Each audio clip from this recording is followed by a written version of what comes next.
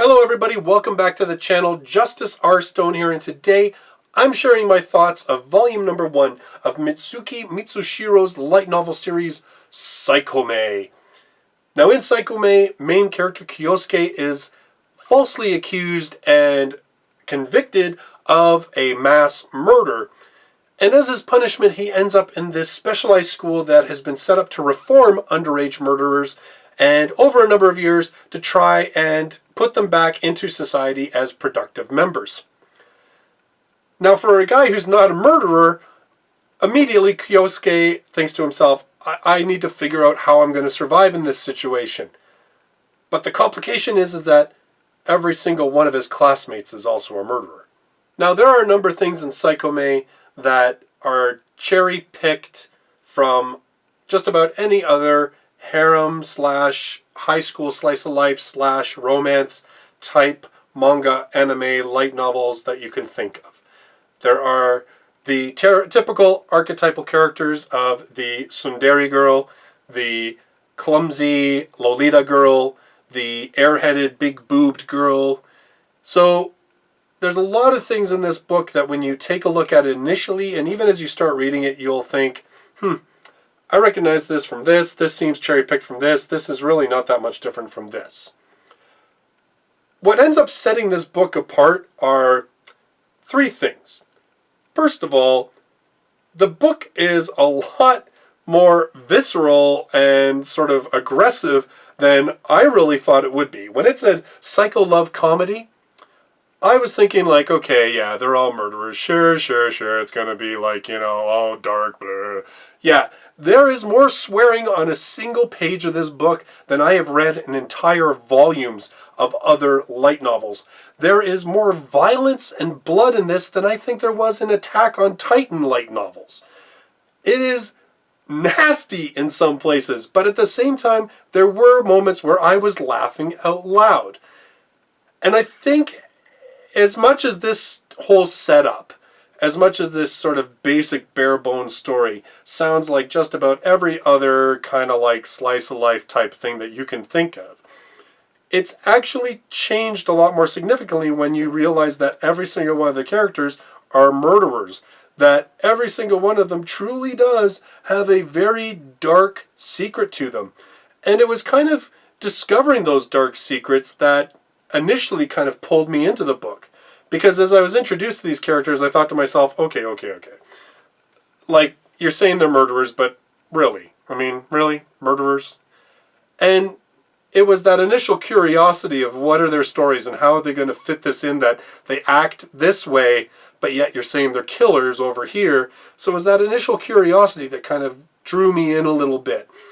The other thing that I liked about this was that Kyosuke, as a main character, he has a real drive and an honest-to-God purpose that makes sense. I mean, the guy is trapped with a bunch of murderers.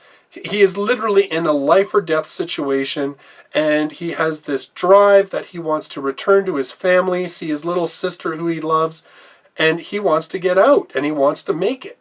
And so it gives it a lot more of an oomph, and it gives your character a lot more to work with than, say, in a lot of other sort of harem-type stories where the male character is either driven just because he's too weak and he just wants to, like, show off for all the girls, or he's really not driven at all. He just seems to be kind of, like, drifting along through the whole story. In this, Kyosuke is driven, and the whole reason that he ends up with these couple of characters kind of around him is that he's purposely seeking out the individuals that he thinks are the least scary. Who is the lesser of all the evils? And so that's why he's seeking these people out. It's not like, oh, well, I'm the only guy and everybody loves me, and so, these just happen to be the cute girls that the author threw at me. No, like, the character actually has a reason to pursue these girls and to hang out with these girls. The girls themselves, you kind of find out, maybe have sort of a reason for hanging out with him. It works. And the story isn't driven by the girls competing for his affection. The story isn't driven by him, the sort of underlying idea of, oh, which girl is he going to end up with? You really don't care about those things. What you really sort of care about is he going to survive? which of the characters are going to survive, because it's made pretty clear that somebody could die. Like, I don't think it's beyond the author's abilities to kill off main characters, going forward. And so it makes it elevates it, I think, a little bit above what it could have been. The other thing that I thought really kind of grabbed me was that there were some surprises. There were some things that happened sort of towards the end of the book, and particularly this sort of little hook right at the very, very end of the book that just kind of grabbed me and went, oh, well, this could be heading in some interesting directions. That's kind of different. And when you've watched thousands of hours of anime and read, a whole whack load of light novels and even more manga, it's kind of hard to be surprised all the time. So when a story kind of diverts a little bit and takes a turn away from what you were expecting, it's pleasant. Like, it's a good surprise. And so, in general, Psycome did that for me. It surprised me. It changed my opinion of what it was initially when I started reading it, and I actually found it really engaging. To me, this is the kind of light novel that, yeah, you don't read it because it's great literature or it's earth-shattering, or, like Durarara, or Bakano, where you've got a dozen different moving pieces that all of a sudden come together in this really amazing thing. It's not that. This is strictly something that you read because it's fun and because it's entertaining and because you get some laughs. That's what this book is. It doesn't really aspire to be anything more than that. And if you walk into it expecting anything more than that, yeah, you're going to be disappointed. On the other hand, if you think that it's going to be just like every single other harem-type romance comedy that you've ever read, seen, whatever, you might be a little bit surprised by some of the stuff that goes on.